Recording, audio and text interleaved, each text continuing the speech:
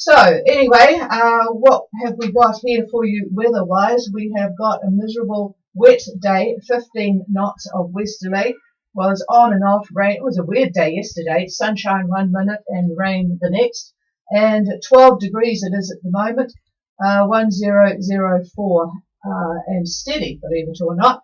So that's the weather here. I'm hoping it's going to be a lot better for you. Looking over David's shoulder, haven't really had a chance much to talk about the weather this morning. I'll take care of that, don't worry. You'll take care of that, says David. And well, believe it or not, although my streaming says it's offline, I've got a report in from Eagles Wings in Port Vila, where the wind is 4 knots east-northeast of the bar of 1014. So I guess it is streaming. I'm not sure why it tells me it's offline. Anyway, I will get some messages on streaming shortly to tell me about that. Let's go on for a bit of news. Just for the WindLink users, and this is quite important, ZL1 SEA, that's the one in the Bay of Islands, the 20-metre frequency has changed. Nigel had to do that to keep friendly with the other users of that part of the spectrum. It is a shared part of the spectrum, and that frequency that they had, 14117, was causing a bit of interference to a net. So that frequency has gone to 14127 or 14137. So just make sure you make that change. You've got a couple of options there, the WindLink users. Okay, let's have a look at what's going on in the world. The accused mastermind of 9/11 says he is open to testimony against the Saudis. Saudi Arabia, of course, we all know, financed the whole damn thing. But anyway, he's open to testimony if the US government decides not to seek the death penalty. That's going to be an interesting one, isn't it? Because the US really only had Saudi as a sort of friend over there, particularly with the Iran confrontation. But I think my vote would be going to not give that sort of guarantee. I think the man deserves worse than the death penalty, actually. Okay, that's my thoughts. We don't often give thoughts here, do we, apart from David, but he's a bit reluctant to give his thoughts at the moment now that I've got the boot. An interesting one from New Zealand at this time, a multi-million-dollar project, actually all $11.5 million worth, was launched yesterday that will help shed light on New Zealand's changing oceans. Ocean access data will be amassed and collected by a high-tech but low-cost instrument that will be mounted on all the fishing boats that are around and offshore New Zealand. These smart sensors have been developed by a firm called Zebratech in Nelson, and they will feed real-time models observing ocean temperatures and other factors like spawn stuff information. The article said actually that the Tasman Sea is warming at one of the fastest rates on Earth. I hadn't heard this before. Oh, gag me with a spoon. Oh, gag me with a spoon, says David. But it says that it's warming at 2 to 3 times the national average. It's not the national average, the global average. And so this information will help the marine industry. It's called the Moana Project, but it's going to give detailed resolution of 5 square metre blocks. Now, the stuff that you watch, David, the satellite information, is only accurate to about 10 square kilometre blocks. So this is going to be much more accurate than the stuff that's coming from Australia and the United States. So it will get underway in the not too distant future. So that's going to be interesting. Very good for the marine industry because water temperature, for example, is quite important to what feed there is for the different species and where things come from. So there you go. Now, of interest to those folk in America, and, well, you folk that are here now, but if you are American or Canadian, Capital One, now this is the very big Virginia-based bank. It has a huge credit card business, and it has been hacked. 100 million credit card information with all the associate personal information like birth dates and addresses and things like that, plus thousands of US and Canadian social security numbers over 140,000, I think they mentioned. Bank accounts, all of this was taken. The perpetrator was caught reasonably quickly. It was a woman in her 30s in Seattle, but it will cost the company a fortune, 100 to 150 million. They are offering free credit monitoring services for the 100 million people affected. But if that is one of you, and I know David used to have, what did you have, CDs with Capital One? Well, there you go. You see, there's the benefit in spending everything, isn't it? You don't have to worry about these sorts of things. But if you have anything with Capital One, you would be well advised to make contact.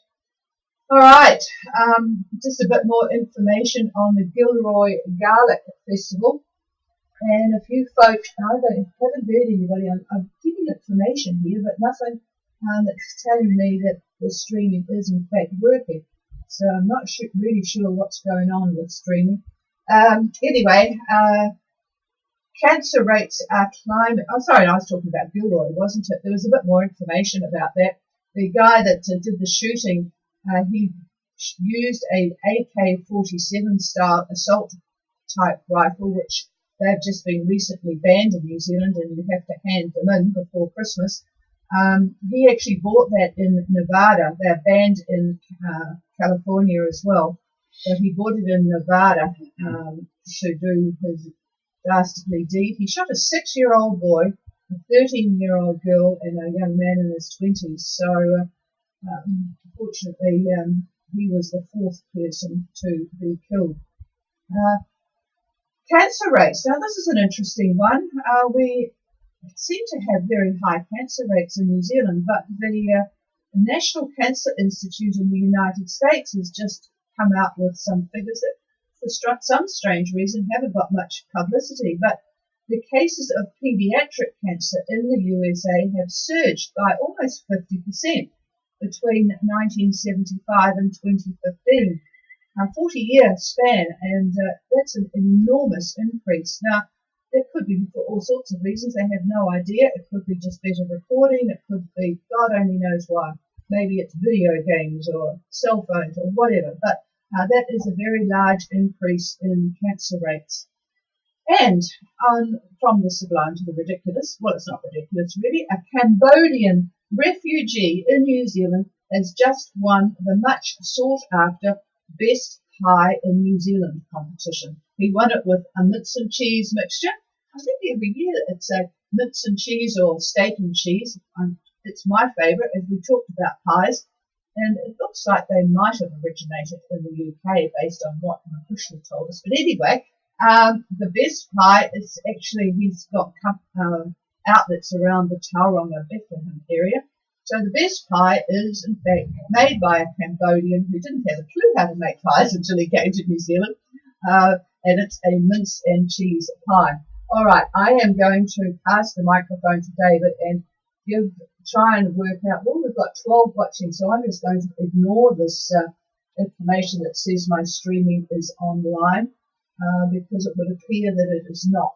If somebody could just tell me on streaming that it is working, I won't fiddle with it and risk cutting it off. But it is time almost for the weather. Actually, look at that. Our sky is clearing a little bit in between the fronts. We've got some dastardly weather coming to keep us cool for the weekend, but that won't be my problem. Here's David. Party hard. Okay. Well, we have all kinds of activity out there. I did want to mention one thing before we get going totally. We have one of our yachts, Ganesh, doing his 5th circumnavigation, heading from New Caledonia now, getting to the Straits, and then carrying on from there. I'm curious about the weather. Well, wind-wise, it's looking very good at the moment. It's going to be that way for probably the next 5 or more days. There are troughs about, but the wind direction is basically going to be out of the southeast, getting into the Straits. If you happen to be in the Straits right this second, as I talk, there's quite a bit of troughing activity, but that'll more than likely change by the time they get there. So now is a pretty good time for that. And now, good morning to the rest of you, and almost a duplicate synoptic pictures yesterday, like a broken record here. The slow-moving high east of New Zealand, 1031 millibar. It's standing firm as the complex depression to its west is slamming into the side, creating a rather fierce squash zone. Very, very strong winds there. All this activity is, of course, east of New Zealand, while directly over New Zealand, we find one of the depressions that make up this complex low pattern. And of course, we also see fronts and troughs traversing north over New Zealand and onto the cruising routes to the islands. And as Patricia said, the weather here at the moment is off and on cloud, rain, cloud, rain. It's going to be like that really for the rest of the week. Now, the third component of the trio that we've talked about, high, low, high type thing, we'll call that the Oz high, and it's just about over Tasmania. Hasn't moved very much over the last 3 days. 1033 millibar, that's the central pressure, and it's trying to ridge toward New Caledonia, and it's also pushing against the complex low system over New Zealand.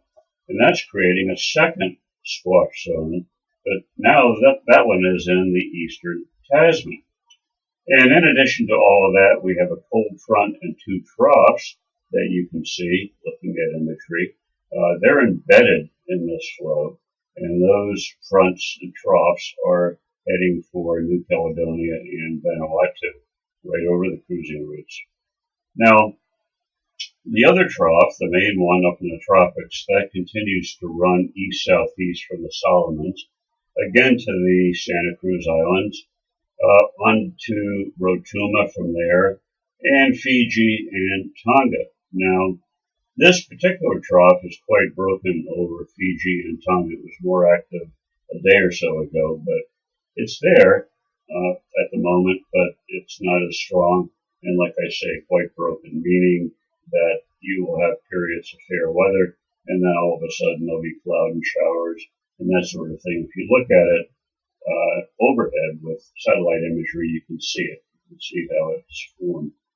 Now, there's a quasi-stationary front that runs from the Coral Sea across northern Vanuatu, and that one goes right onto the southern Cooks, almost a straight line to the southern Cooks. We have another weak frontal band that lies almost over New Caledonia, and it is linking up with the trough that's passing through Vanuatu. So, overall, there is a lot of cloud in the tropics, and that, of course, indicates a fair degree of instability, which has been the case now for a couple of weeks. And Wallis, good old Wallis, that's really a good spot for me to use, because it's obviously just west of Samoa, and it gives a pretty good picture of what the sort of the deep tropics are doing, to give you an idea what the weather is like up there. But anyhow, there it's a mix today of fair weather and then cloud and showers off and on like that. Winds in the 10 to 15 knot range, and they'll be east to east-southeast, give or take on that.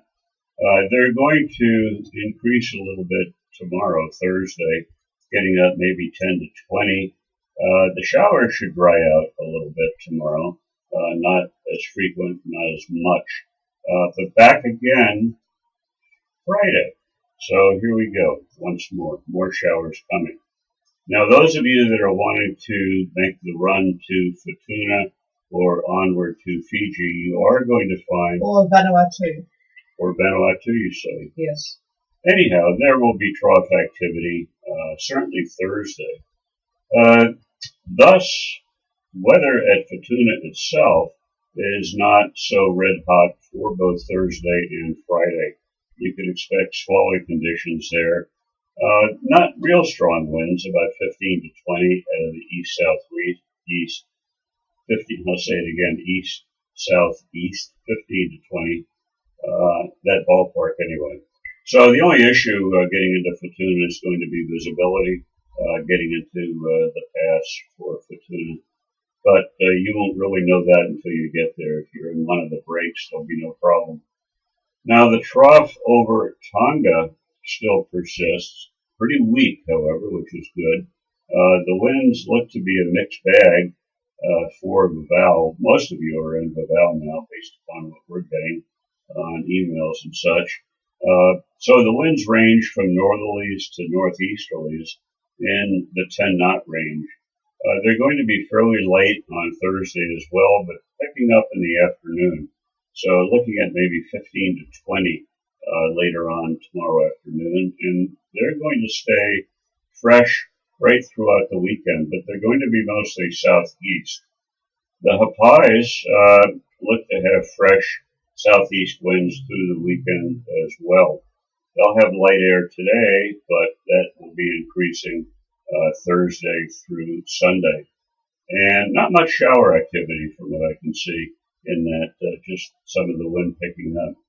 So conditions-wise, Vavelle reported calm this morning, barometer 10-11. The Hapais, variable, 3 knots, also 10-11 millibar.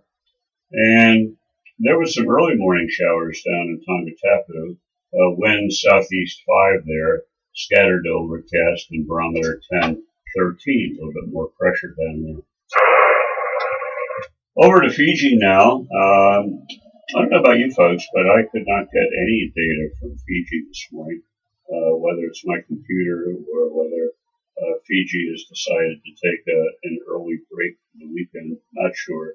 Anyway, it doesn't matter. I get my data for the most part elsewhere anyhow. And certainly looking at satellite imagery, as you know, I rely on that quite heavily. And that does show our weak trough. The axis of it is well over the Santa Cruz Islands and then goes to the southeast, running to Rotuma and Fiji. But once it's there in Fiji, the cloud activity is quite broken. Actual conditions at Nandi, that's from one of the METARs, this is an hour ago, showed scattered cloud east at 3 and barometer 10-11. So for the whole group today, expect generally southeast winds, about 10 to 15, picking up tomorrow, but quite fresh on Friday through Sunday. Friday, we're looking at maybe southeast 20, possibly getting up to 25, and similar conditions on Sunday. I would expect the trough to continue basically the rest of this week, really into much of next week.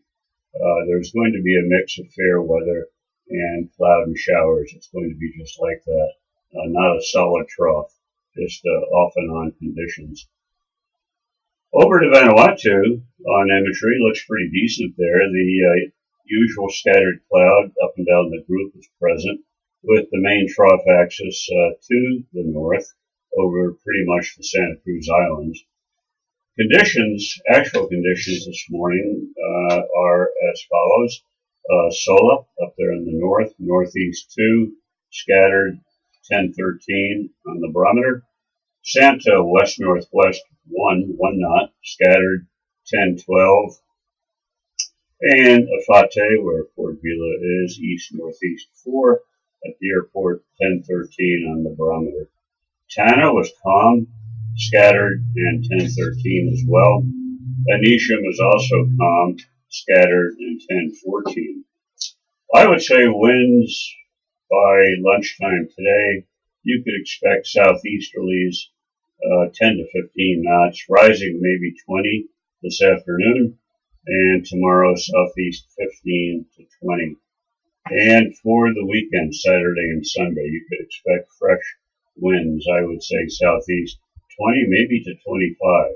So southeast 20 to 25, with the stronger winds are going to be in the northern sector of Vanuatu, much lighter to the south. And finally, for New Caledonia, plenty of cloud on imagery, and that's due to the proximity of that weak frontal band or bands that I mentioned earlier. Weather today for the southern lagoon area, partly cloudy, the wind southerly 10 to 15. Tomorrow, southeast 15 to 20, partly cloudy, chance of showers in the afternoon. Friday looks a little bit better, fair to partly cloudy, and winds east-southeast to southeast, and I would say around 10 knots. So fairly decent conditions. The actuals, the outer reef this morning at 5 o'clock, south 20 knots, blowing there. Ile-de-Pan, well, a bit variable, south-southwest to south-southeast. The wind is swinging right in that quadrant, about 13 knots, and they had early showers there at Isle Pines, Ile-de-Pan. Noumea, shifting winds there at 5 a.m., southerly at 12. Earlier it was northwest, so they're doing a bit of shifting there as well. So that's pretty much it, folks, for the day. I hope we did get out on streaming. Yes. We did? Yep. The boss says, so that's good. All right, pass it over to her. Questions, comments, come out. Yeah, I heard from Stella on XSS Strike, actually, that FijiNet are not working at all, so it's not your system here. Other reports that have come in, Citrus Tart, they're down at Kindavu with light southeasterlies, scattered cloud.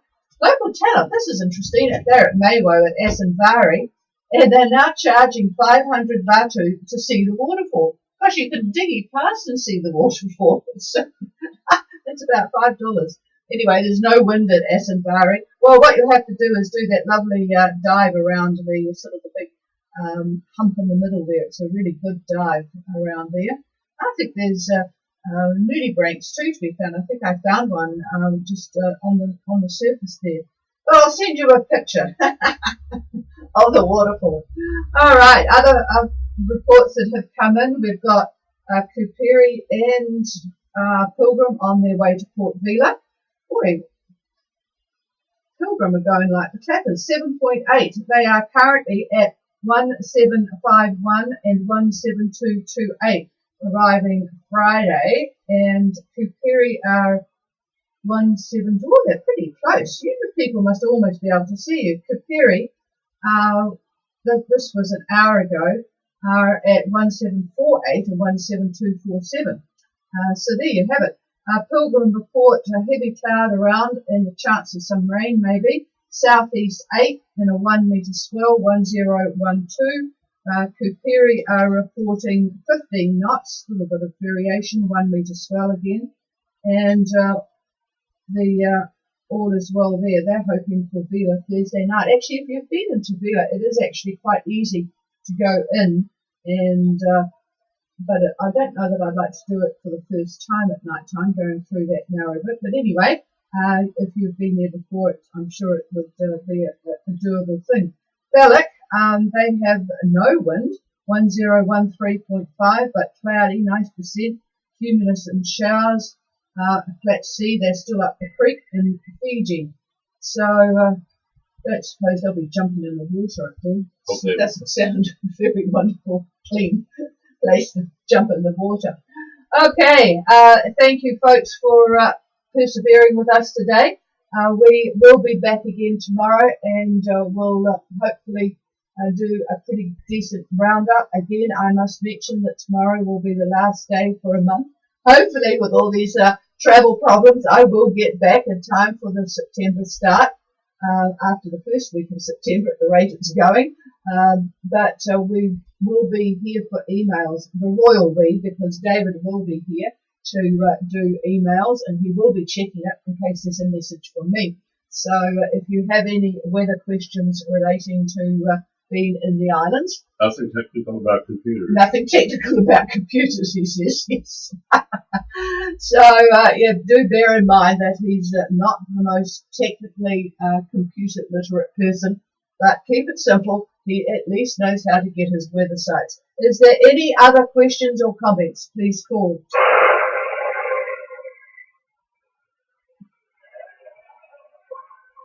No, nothing heard. Any relays? Well, I suppose you know the rules by now. If you hear anybody and I don't hear them, you just yell relay. We do know, and thanks for Pilgrim and Whistler's help on Excel, know that they're trying to get into Fortuna, and if they don't, then they will just get to go straight on to Port Vila. But yeah, it's a little bit troughy up there in that area. It seems to be troughy up there all the time. But I guess it's quite an interesting place to go to. I wish we had done it. Okay, folks, we'll leave you to your lovely warmer day, and we will be back again in the morning. This is Patricia and David leaving the frequency with you. Cheers. God knows whether anyone heard us on the radio.